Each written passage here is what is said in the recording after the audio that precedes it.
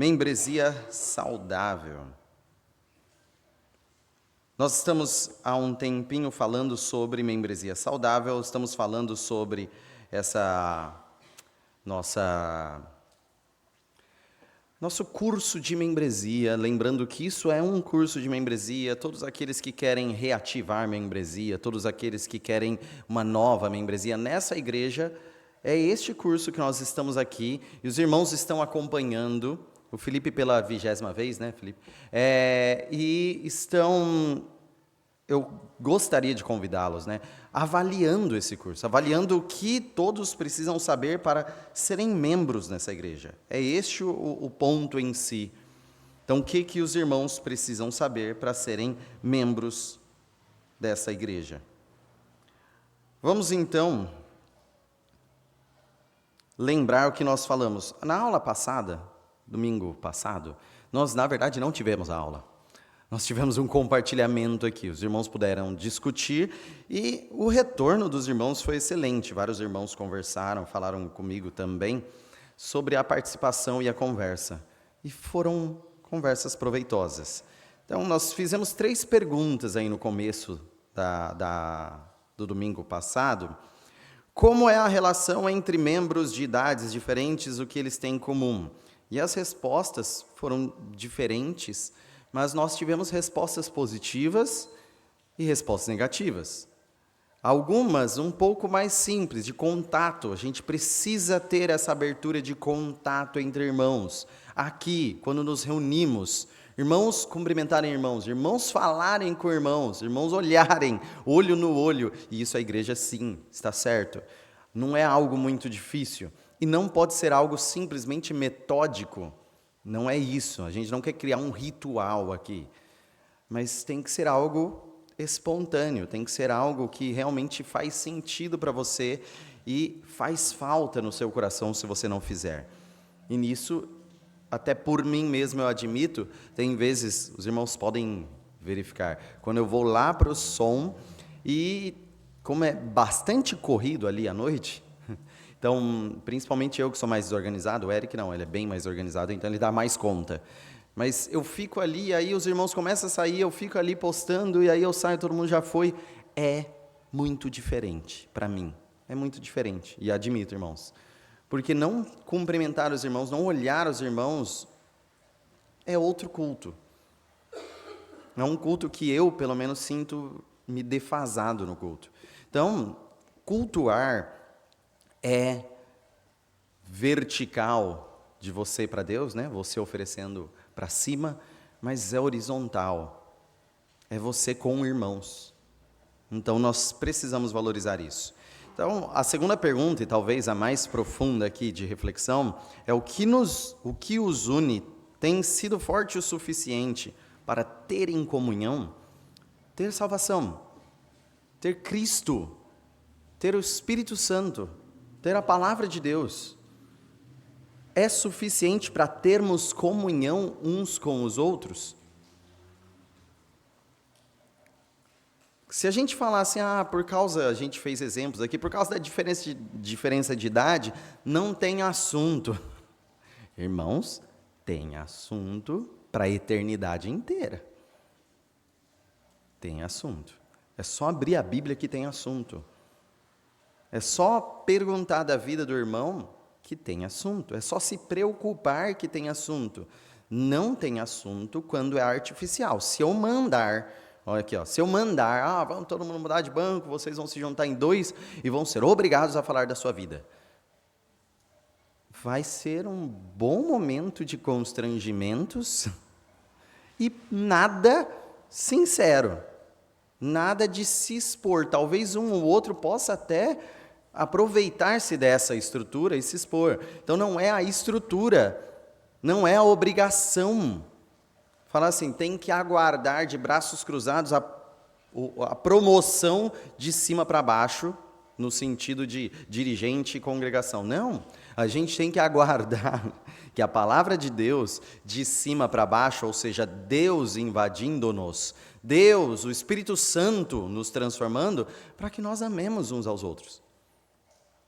para que nós realmente tenhamos comunhão. E a comunhão não é afinidade em coisas desse mundo. Não é. Aí não vai esperar que o que gosta de novela converse com o que gosta de Senhor dos Anéis. Não é esperar que o que gosta de futebol converse com quem gosta de MasterChef. Não é afinidade em coisas secundárias. É a centralidade nas coisas principais. É o foco nas coisas de cima, como foi pregado. E 3, comprometer-se fortemente com a igreja atrapalha a nossa vida. Eu gostei aqui das ideias. Primeiro, não atrapalha no sentido da gente ter desperdiçado coisas importantes. Não é isso. Atrapalha no sentido da gente vai se devotar à igreja e se só um ou outro fazer isso, vai pesar na vida, falaram. Precisaria de um compromisso de todos nós para que não fique simplesmente pesado ou difícil para um só. É nesse sentido que pode sim atrapalhar. Mas, todos se comprometendo, fica mais leve para todos e quanto mais comprometer-se, mais tem impacto na nossa vida. Então, o tópico 6, membresia e disciplina, começa aí com membresia, com um conceito. A vida cristã é comunitária. A vida cristã é comunitária. Essa frase já dá um problemaço para desigrejados. Já ouviram falar nesse termo, desigrejados? Só os mais jovens? Não, todos. Desigrejados. Pessoas que acham, eu sou a igreja, eu vivo igreja, eu faço minhas orações. Já ouviram isso? Eu assisto pregações e eu edifico a mim mesmo. Eu sou a igreja, estou em casa, não preciso participar. Bom, o conceito que precisa ser bem claro para nós, a vida cristã é comunitária, não é individual. Então, nós vivemos em uma cultura individualista e consumista, com fobia de comprometimentos e instituições. Isso aqui tá uma discussão de sociologia de pelo menos 50 minutos. Cultura individualista, sim. É normal no que vivemos. No sistema atual, no formato atual, é muito comum. Diferente de uma vida tribal, por exemplo, onde se vive para a comunidade, nós vivemos para nosso lar. Vocês percebem isso? Nós vivemos, a nossa semana é para se devotar a nós e ao nosso lar. Carreira, emprego, dinheiro, pagar as contas, fazer a engrenagem do lar financeiramente andar. Isso é o que nos cerca. Isso é o que facilmente nos domina. Porque é o sistema que nós vivemos. Só que esse sistema nos atrai aí, nesse mundo financeiro, a sermos também consumistas. Ou seja, então, já que eu trabalho, vocês já ouviram isso? Eu mereço. Se tem uma frase para atrapalhar dieta, se tem uma frase para atrapalhar o seu orçamento, eu mereço. É quando você não aguenta mais, você sabe de uma coisa, eu vou fazer sim. Vou comprar sim. E aí você tem a postura de cliente em todos os momentos da sua vida, por ser consumista. Então, não sei se vocês percebem, pessoas que vão lá no restaurante, comem, aí deixa lá, o garçom pega. Por quê? Porque eu sou o cliente. Isso aqui é obrigação dele. Sempre, obrigação dele. Obrigação dele. Eu estou pagando. Essa mentalidade invade todas as nossas áreas, tá, da vida. Aí você deixa lixo no chão, eu pago impostos para alguém coletar isso.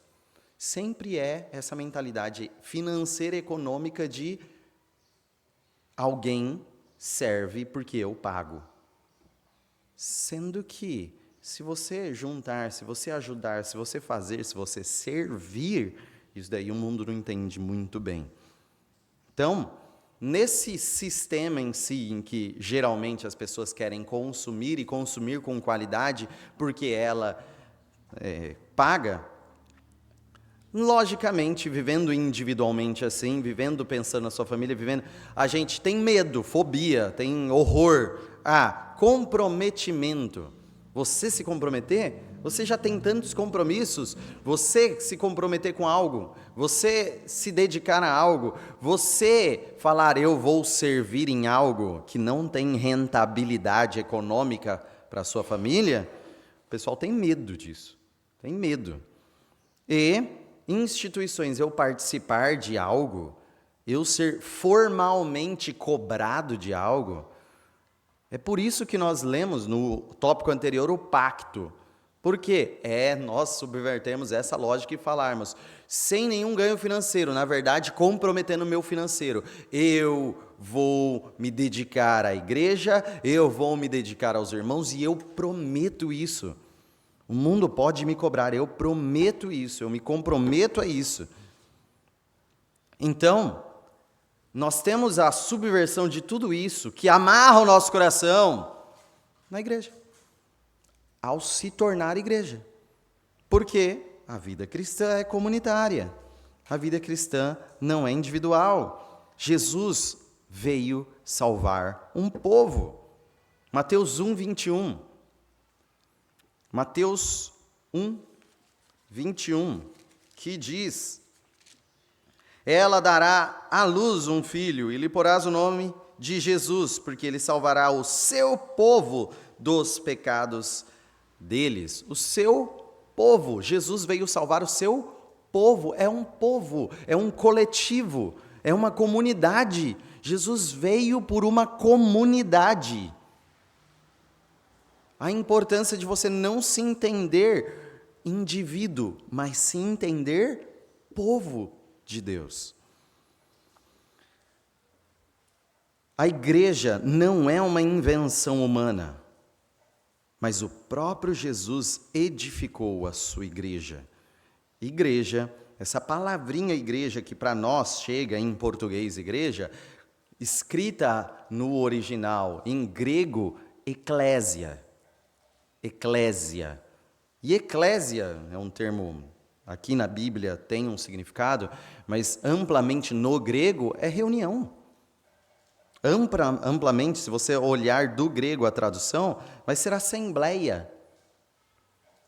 Os gregos, lá em Atenas, na antiguidade, inventaram uma forma de governo que ninguém praticava exatamente daquele jeito, ou popularizaram, pelo menos.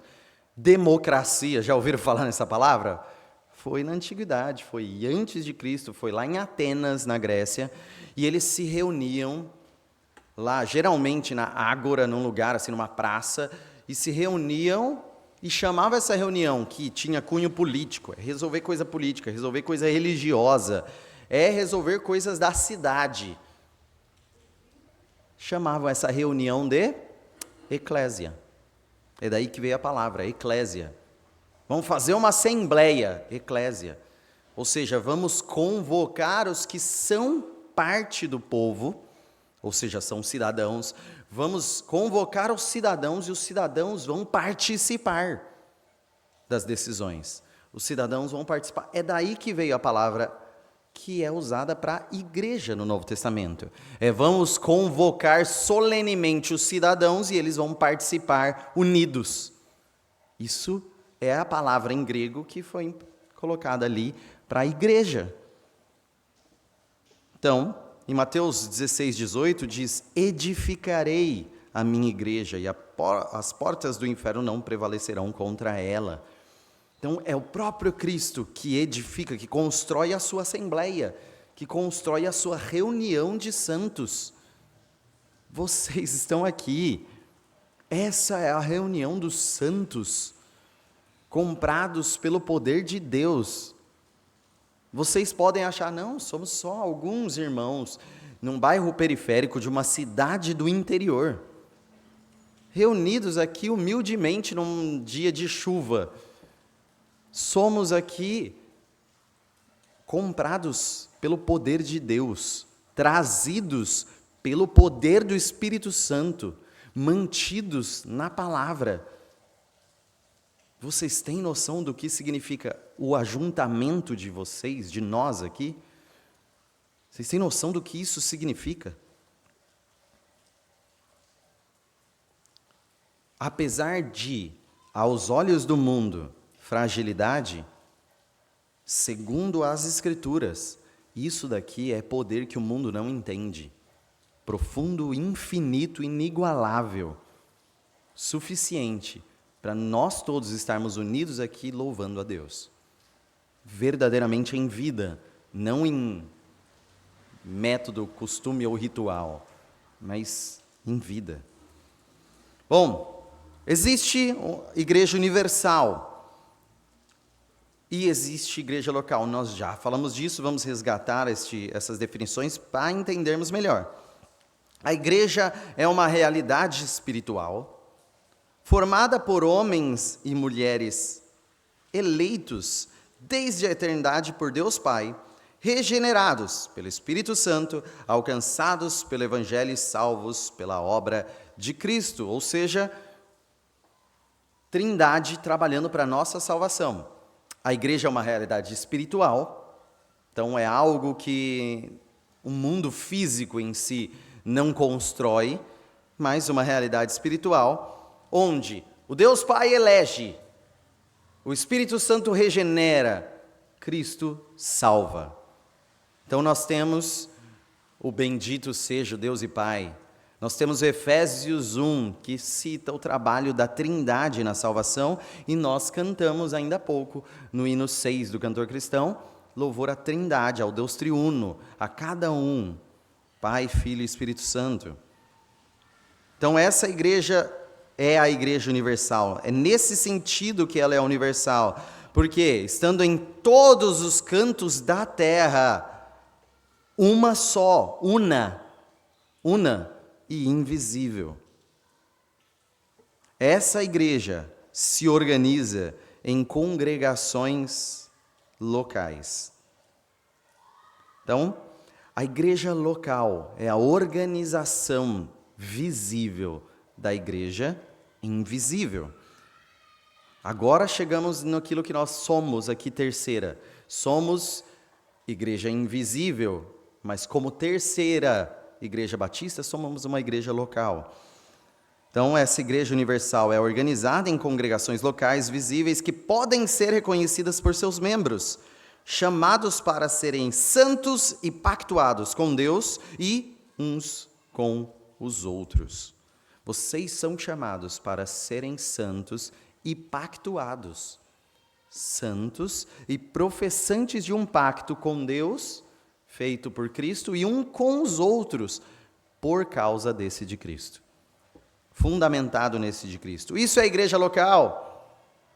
Você é pactuado com Deus, você é pactuado com seus irmãos, chamado para ser santo. Então a Bíblia trata essa igreja local com, a igreja em si, o tema, a igreja com metáforas. Algumas metáforas. Então Efésios 2, não precisa nem abrir, porque é do 6 até o 22, ele trata de metáforas, 3 metáforas. Primeiro, vocês como igreja são chamados de família do Pai, Pai Celeste. Vocês são família. Quem já trabalhou em qualquer lugar por algum tempo, já viu alguém falando assim, nós somos uma família aqui nessa empresa. Alguém já ouviu isso? A empresa falando, nós somos uma família. Ô, mentira deslavada. Você sabe, sei lá, quer falar coisa bonita, inventa coisa que não faz sentido algum em nenhum contexto, em qualquer tipo de comparação que seja feita. Não é família.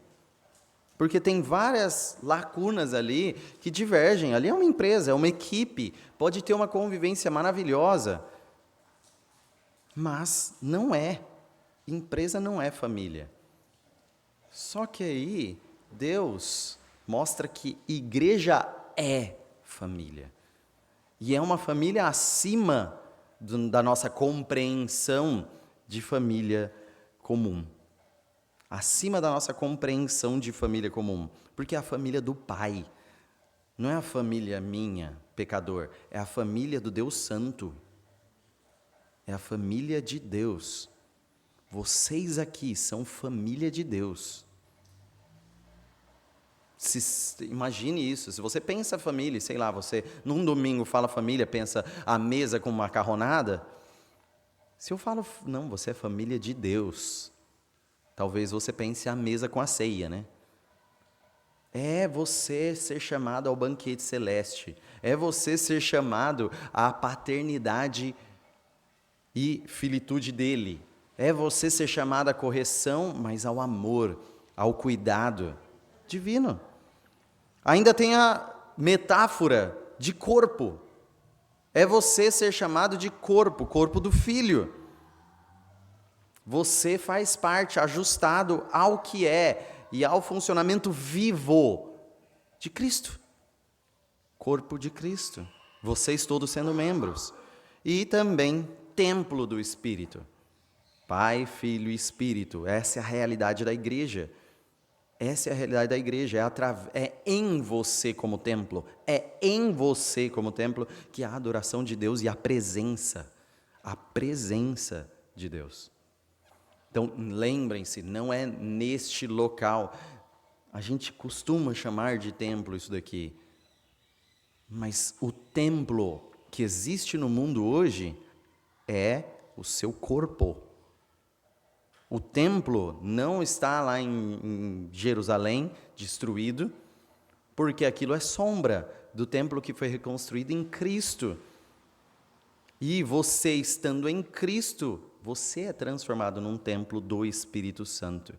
O Espírito Santo habita em você e a genuína adoração, é por isso que nós nos reunimos, para cantar e louvar. Por quê?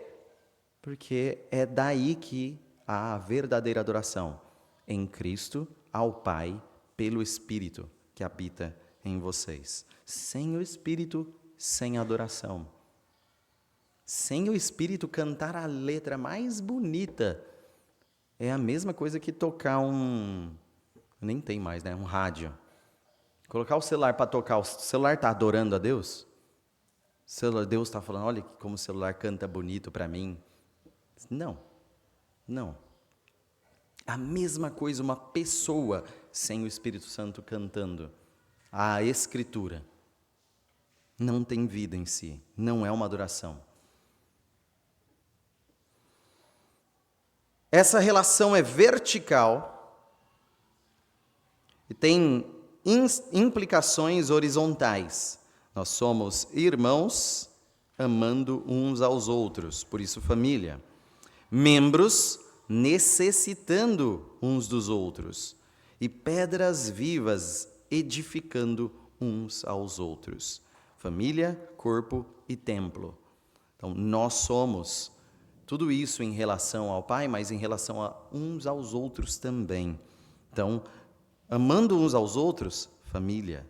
Necessitando uns dos outros, membros.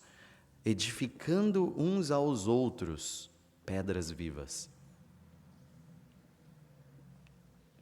Devemos considerar a igreja como de grande importância para Deus.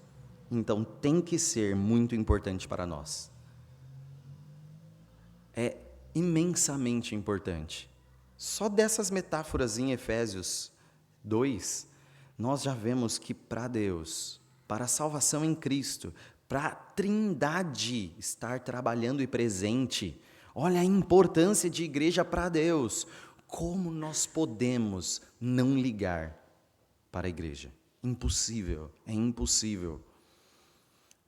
Então, por isso, por nos preocuparmos com a igreja, membresia. Quem é a igreja? Quem é a igreja? Então, apesar do povo de Deus existir desde o princípio, sempre, desde a criação em si, existe o povo de Deus e Deus tem sustentado o seu povo através dos tempos e de diferentes formas. O povo de Deus existe desde o princípio, ainda assim o povo da nova aliança foi formalmente constituído no Pentecoste, ou seja, através da descida do Espírito Santo. Os que creram no Evangelho submeteram-se ao batismo, foram acrescentados. Esses se devotaram a aprofundarem-se na doutrina, compartilharem comunhão, unirem-se na ceia e consagraram-se na oração. Então, vamos lá, Atos 2, 41 e 42. Está no próprio slide, nem precisa abrir separado. Alguém pode fazer a leitura?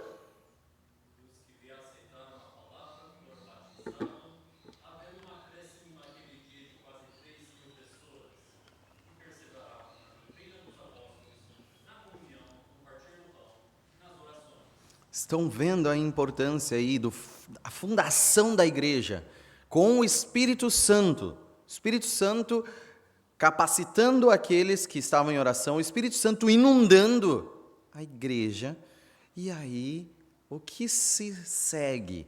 Aceitaram, foram batizados, foram acrescidos, perseveraram na doutrina, na comunhão, no pão, nas orações. Sendo assim, se a gente colocar um esquema, vocês não vão nem conseguir enxergar aí, mas tem um fluxo ali, ó.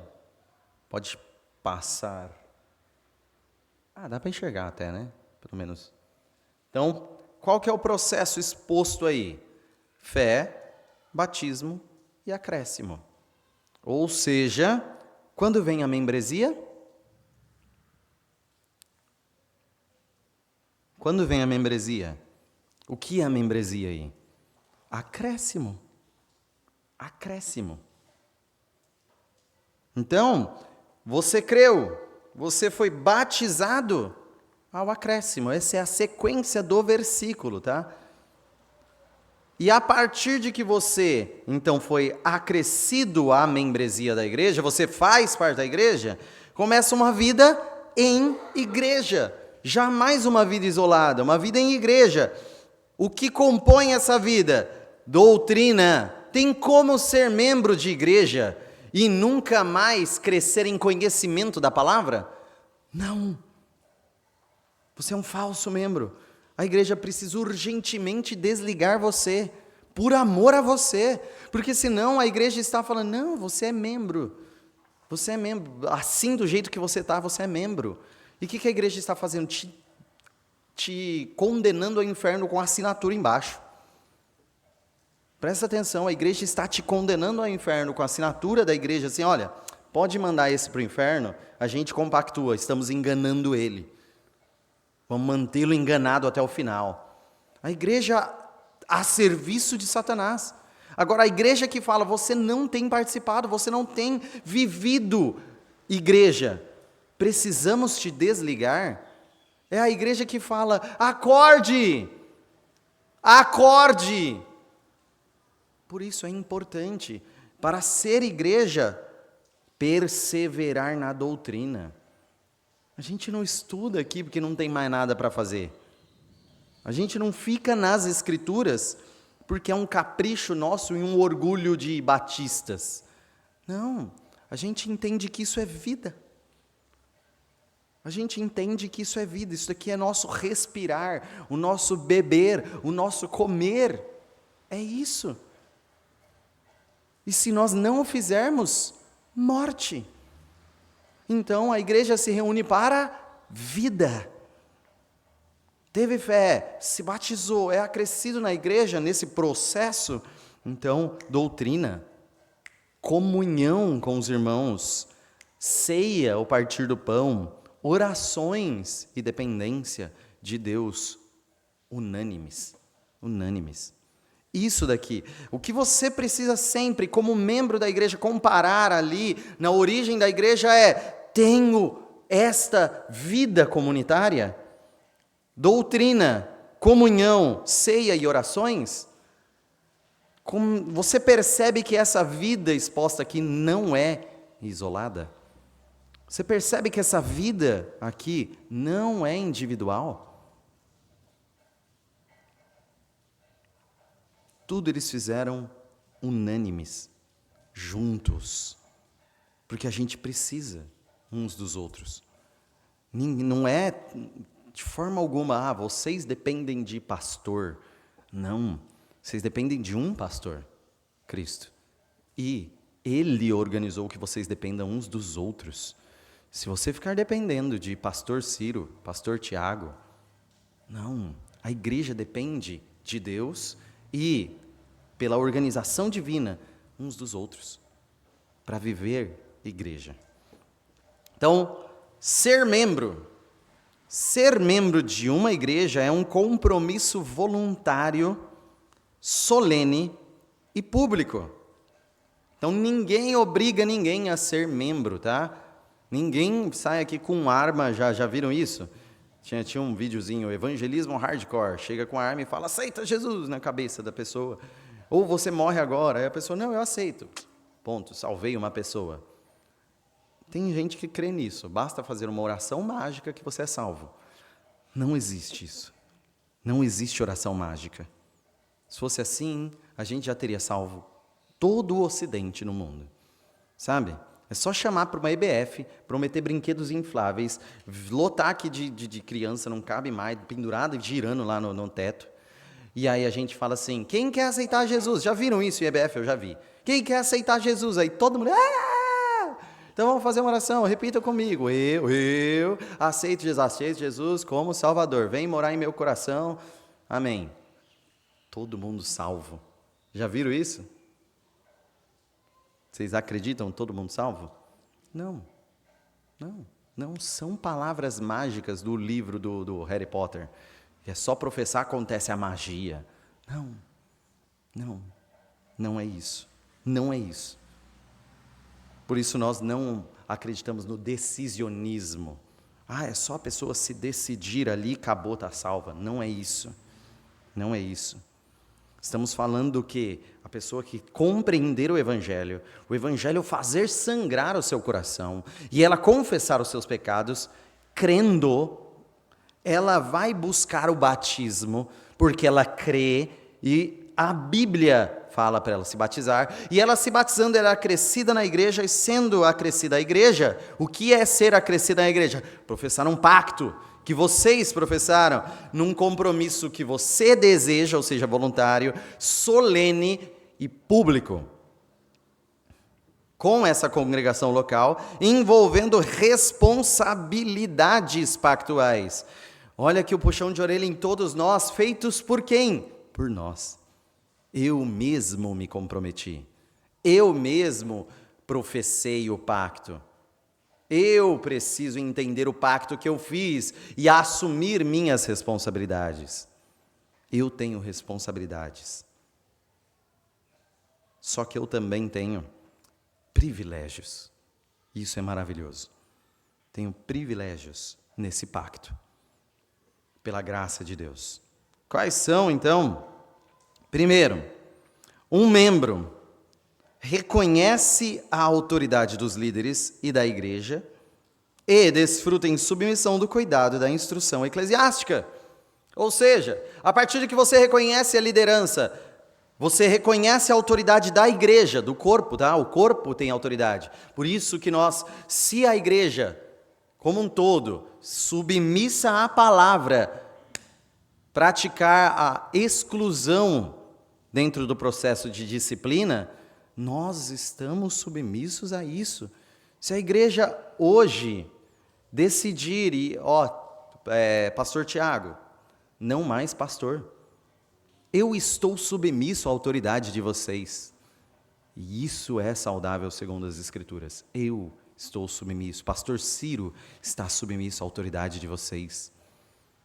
E vocês voluntariamente se submeteram às autoridades que a Bíblia coloca no pastor.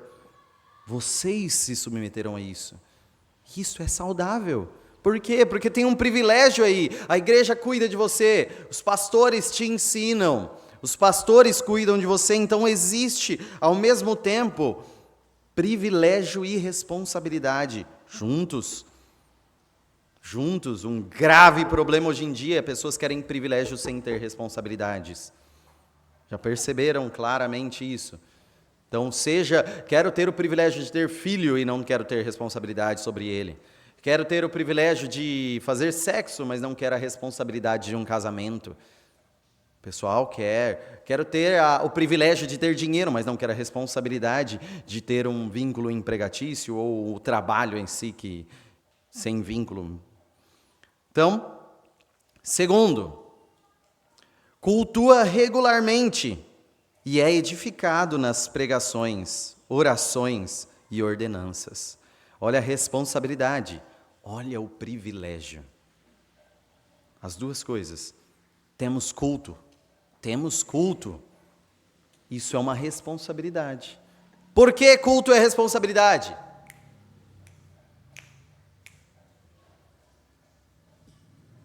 Por que culto é responsabilidade?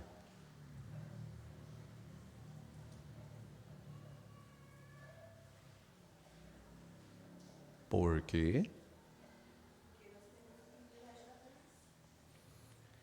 Porque é privilégio? Também é privilégio. Mas culto é algo público, em adoração corporativa, em adoração do corpo. Corpo, não é adoração isolada. Você faz falta no culto. Você faz falta no culto, como membro da igreja você faz falta. Por que nós queremos número? Não. Nós queremos membros. Se forem 12 membros dessa igreja e tiverem 12 no domingo à noite, isso significa o quê? Perfeito. Perfeito. Ótimo. Se Deus acrescentar mais, ótimo. Se Deus mantiver os 12, ótimo. Se Deus retirar um deles e ficar 11, e os 11 estiverem, ótimo. Agora, essa igreja tem quantos membros? Ela tem em torno aí de 60 a 70 membros.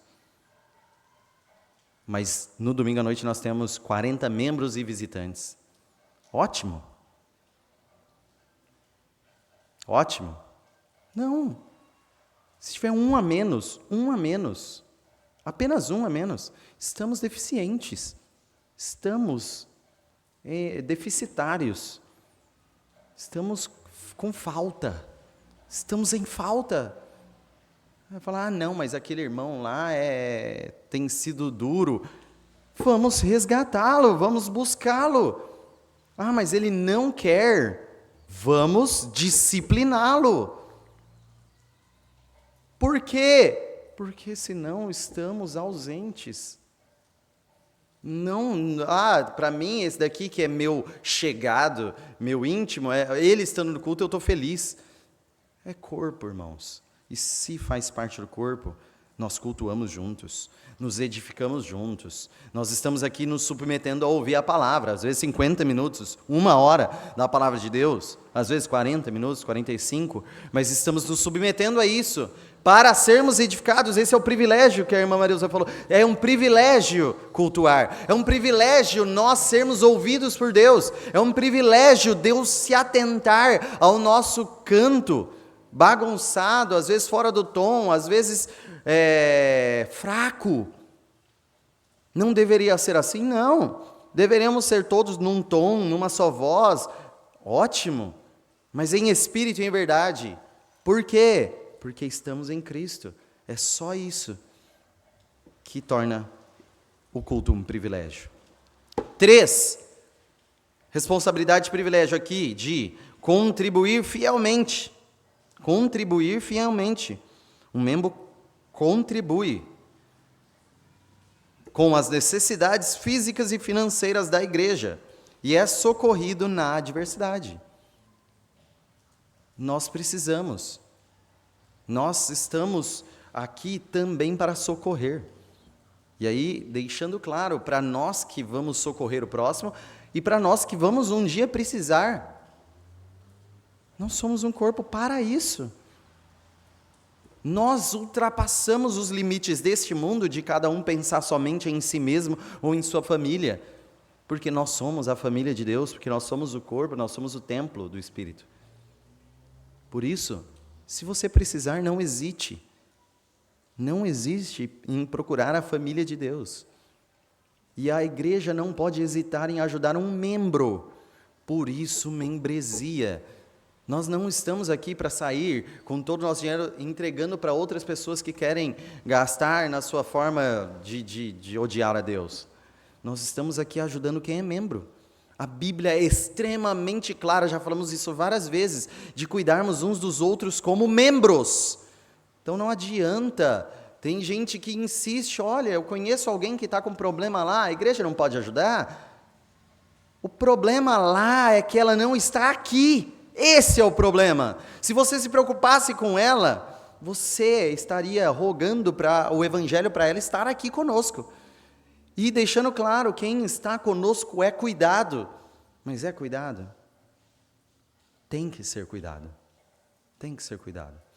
Se o mundo ver o nosso cuidado uns para com os outros, o mundo deve ser constrangido ao amor de Cristo.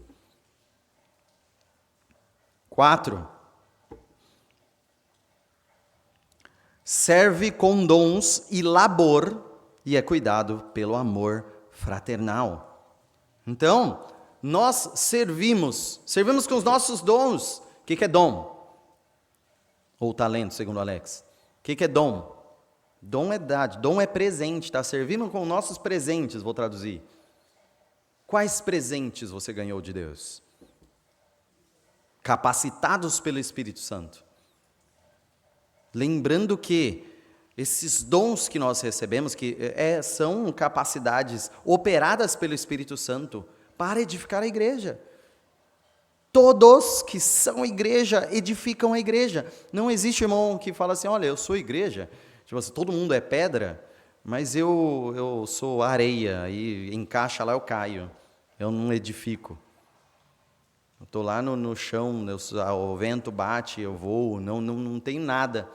Todos foram dotados pelo Espírito Santo, todos os verdadeiros cristãos, de formas de edificar a igreja, dons do Espírito Santo, que às vezes se confundem, sim, com habilidades que até o mundo tem, às vezes parecem, mas não são porque são operadas pelo Espírito Santo para a edificação da igreja. 5. Apoia os membros em seu discipulado e missão, e é por eles auxiliado. Então, se nós cuidamos uns dos outros em amor, também apoiamos o discipulado uns dos outros, o crescimento na palavra uns dos outros. Também as missões que cada um em si, a missão que nós temos em Cristo, nós temos o apoio. Nós temos e precisamos ser apoio.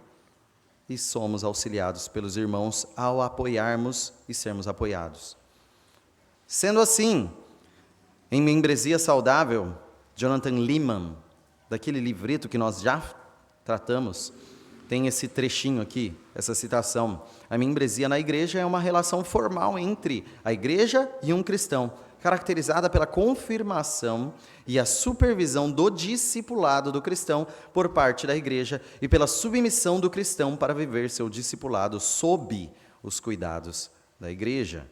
Ajudar a seguir a Cristo. Vocês ajudam irmãos a seguir a Cristo? Tem ajudado? Tem amparado? Tem auxiliado pessoas a seguirem a Cristo? Então vamos para a aplicação. Uma igreja com membresia significativa. Uma igreja com membresia significativa. Ou seja, membresia é algo que não faz sentido. Membresia pode ser algo que não tem significado real. Não pode. Não pode. Ser membro tem que ter um significado profundo para todos nós. Os membros da igreja têm que ter um significado profundo para todos nós. Isso é responsabilidade nossa. Nossa. Não é responsabilidade exclusiva do pastor. É responsabilidade nossa. Então, membresia não é um nome numa lista de um clube religioso, em que o pessoal adquire lá uma cota, ou sustenta essa cota com dinheiro, e mantém cativa ali a membresia. Não é isso. Não é isso. Então a gente precisa afastar com todas as nossas forças esse conceito de nome em clube religioso. Envolve compreender a seriedade do que significa ser família de Deus. Como podemos chamar uns aos outros de irmãos e irmãs, mas ignorarmos durante a semana? Como nós podemos chamar de irmão e ignorar todos eles durante a semana. Fala assim, mas se você visse minha rotina, eu não consigo vê-los durante a semana. A questão é, você ora por eles? Você está a par dos seus problemas? Você não precisa estar junto com eles durante a semana, mas você precisa estar junto com eles em espírito. No mínimo, orando por eles, no mínimo se importando, no mínimo dedicando-se em se preocupar. Isso é comunhão. Então, comunhão não é se desligar e só ver, só lembrar da existência no domingo à noite ou de manhã.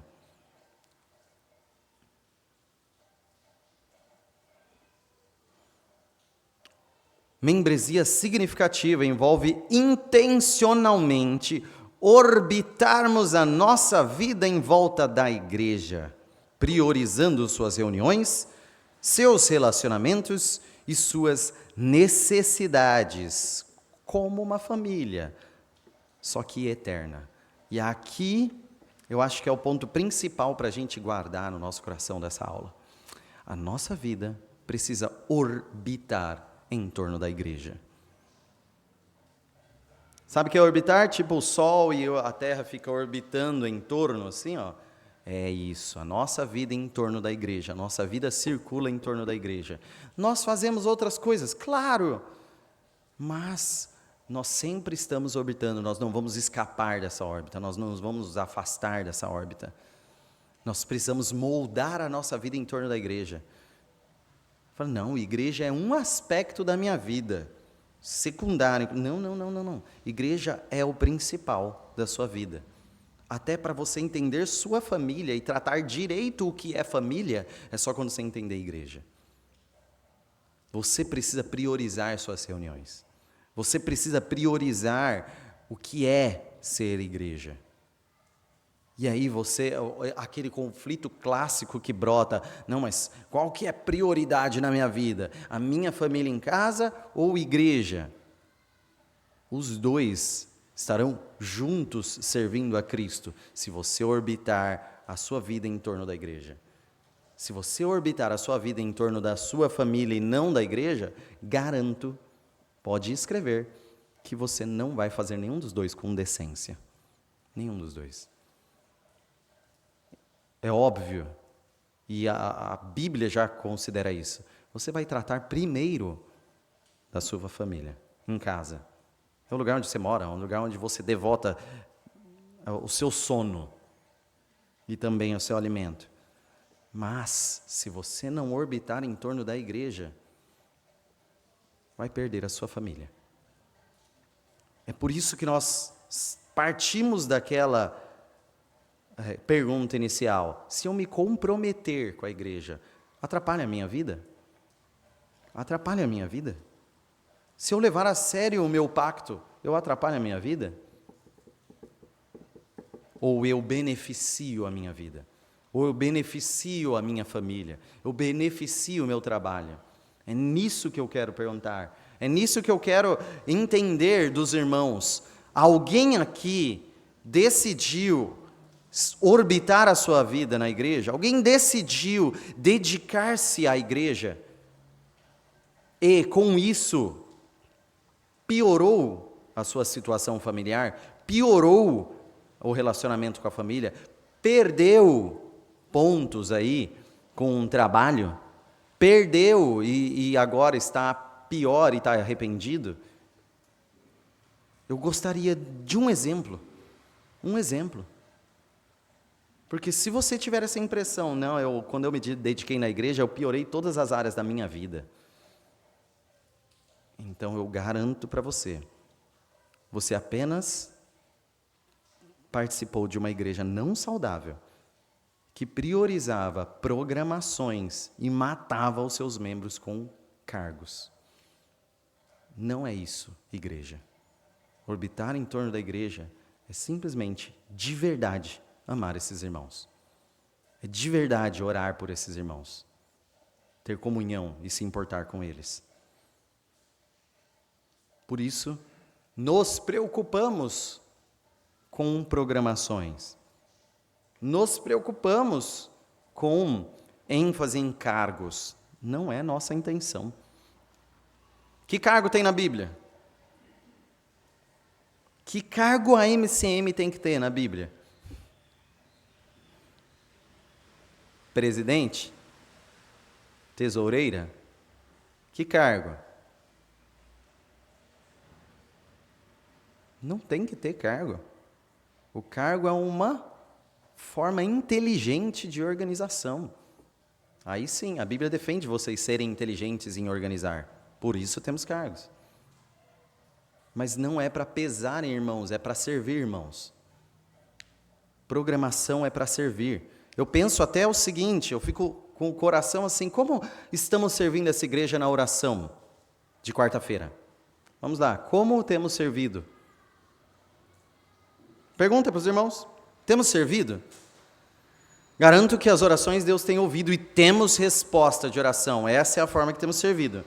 Mas os irmãos precisam orar conosco. Nisto, dos irmãos participarem da oração conosco, temos servido? Quarta-feira à noite serve os irmãos? Porque se não servir quarta-feira à noite, é mais importante quarta-feira à noite, 20 horas, pontualmente toda quarta, pontualmente às 20 é mais importante, ou é mais importante outro dia e mais irmãos? Qual? O que a gente serve? A programação ou a igreja? A programação ou aos irmãos? É isso, essa é a única. Estamos servindo aos irmãos, orando aqui na quarta-feira. Estamos servindo. Mas, como servir melhor? Se a gente fizesse oração antes da IBD, se a gente fizesse a oração em outro momento, vamos lotar o nosso domingo e cansar todo mundo. Não. Domingo é descanso e celebração, precisamos equilibrar. Não é passar o dia inteiro na igreja e chegar morto na segunda-feira. Isso aqui aí não está servindo. Então, por isso, nem tudo pode ser no domingo. Mas será que a oração pode passar para o domingo e ajudar? Como servir? Gente, as decisões da igreja partem de estudo e decisão.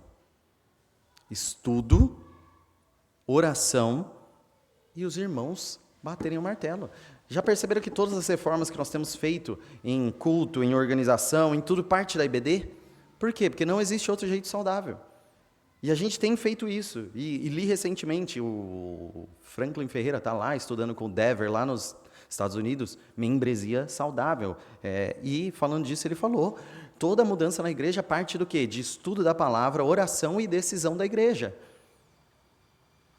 E todas as mudanças que nós tivemos nessa igreja partiram da IBD.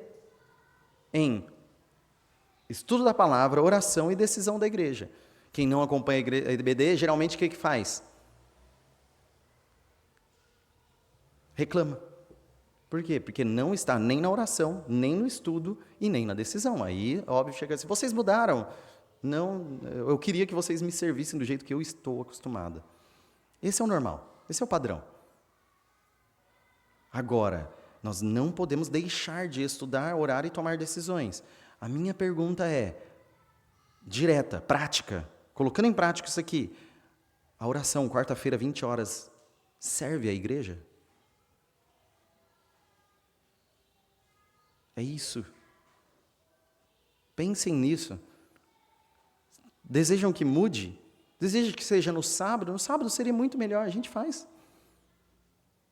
Porque precisa servir a igreja. A gente não serve a programação, não serve a tradição, não servimos ao relógio. Nós servimos pessoas. Imagine, que hora começa o culto? Noturno? 19h30, tem até um cronômetro, certo? Imagine, só está o pastor aqui, 19h30, e os irmãos não teve um engarrapamento, estão vindo. Ele começa às 19h30 ou ele aguarda os irmãos? Hein? Ele serve o horário ou serve a igreja? Serve a igreja. Nós estamos aqui para servir irmãos. Servir irmãos. Se simplesmente 3 pessoas virem aqui e orarem pela igreja está servindo, ótimo, continuaremos firmes. Se tiver uma forma de servir melhor, nos avisem. Sim. Todas as orações, Deus tem abençoado de uma forma maravilhosa. Minha Jaqueline já saiu da UTI, graças a Deus, está muito bem, graças a Deus. Está se alimentando só com uma sonda, graças a Deus está muito bem. E temos orado, nós temos orado em adoração, temos orado em confissão de pecados, temos orado em agradecimento, temos orado pela igreja, temos orado pelo ensino dessa igreja toda semana. Vocês acham que isso não sustenta a igreja? Agora, quantos joelhos estão dobrados? Este é o ponto. Então, mas quarta-feira fica ruim. Não servimos quarta-feira. Que dia fica bom? É isso. É essa discussão que precisa. Vamos não deixar isso escapar? É um pedido meu. Então, mulheres, MCM se reúne hoje? Sim. Podem discutir? Melhor dia para oração? Melhor horário para oração? Será que é sábado, 6 horas da manhã? A gente muda. Será que é outro momento? A gente muda. Homens se reunindo às 18, só conversem isso. Que dia é melhor? Que dia é melhor a oração? Precisamos servir os irmãos. Se for manter, que nós estejamos aqui. Parabéns pelo horário, Tiago. Mas as crianças estão lá felizes. Filipenses 2, de 1 a 4 diz, já praticamente pulando um aqui, né? Penseis a mesma coisa, tenhais o mesmo amor, sejais unidos de alma, tendo o mesmo sentimento. Nada façais por partidarismo ou vanglória, mas por humildade, considerando cada um os outros superiores a si mesmo. Não tenha cada um em vista o que é propriamente seu, senão também cada qual o que é dos outros. Dos outros. Nós precisamos pensar uns nos outros, nos devotar uns aos outros, servir de verdade, humilhados. Se o Evangelho não nos humilha, não temos prestado atenção no Evangelho. Vocês viram o que o Flávio falou? A mulher chegou e pediu, Senhor, tem compaixão, tem misericórdia, me socorre. O que Jesus falou para ela? O que Jesus falou para ela? Não vou dar o pão dos filhos a cachorros, a cachorrinhos. Se você ouvisse isso de Jesus, eu estou tendo prioridade com quem é importante, você não é importante. Sua fé sobreviveria a isso? Sua fé é de se humilhar ou de se exaltar? É porque você encontra uma teologia que fala assim, eu sou bom, ou uma teologia que você entende que você é um miserável? Porque essa é uma grande medida do Evangelho. Sua fé sobrevive à humilhação? Isso, na prática, vai mudar totalmente você com seus irmãos.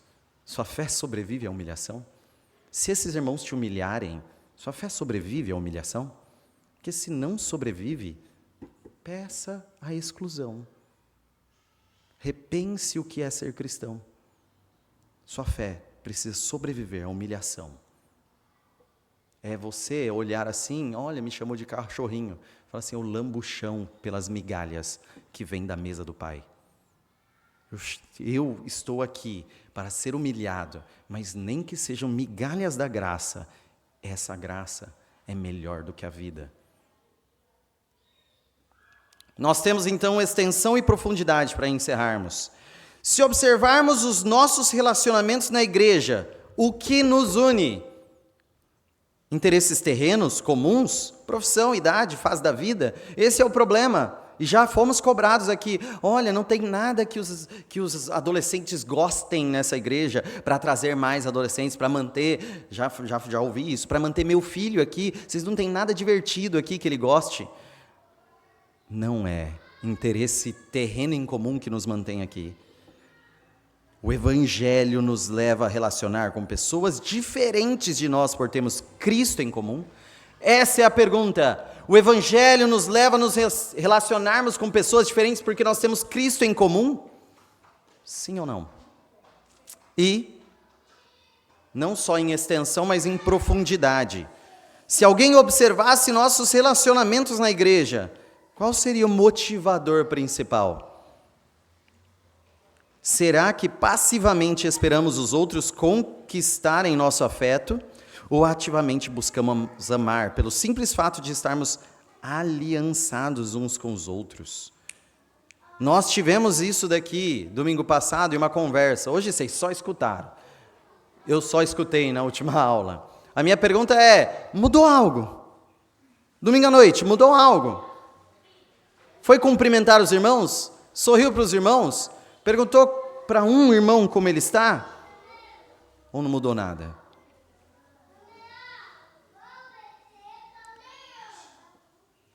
Se relacionem com irmãos de diferentes idades, tá? Não é porque as crianças vieram que nós deixamos de nos relacionar. Irmãos, conceito e aplicação, que seja vívido isso. Vamos nos colocar de pé? Vamos ler o conceito? A uma só voz? Ixi, tá muito... A uma só voz...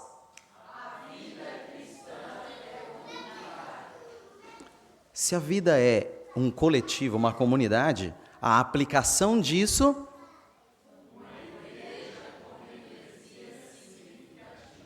Você é membro dessa igreja? O que isso tem significado para essa igreja? Vamos orar.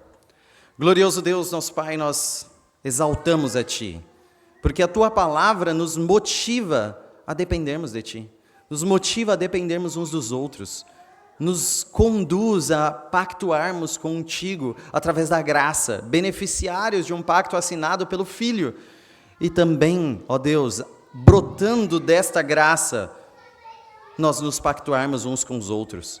Ó Deus, que nós assumamos as responsabilidades de sermos membros, e nós amemos uns aos outros, instruamos uns aos outros, motivemos uns aos outros, na Tua palavra. Cuide de nós, ó Deus, em nome de Jesus. Amém.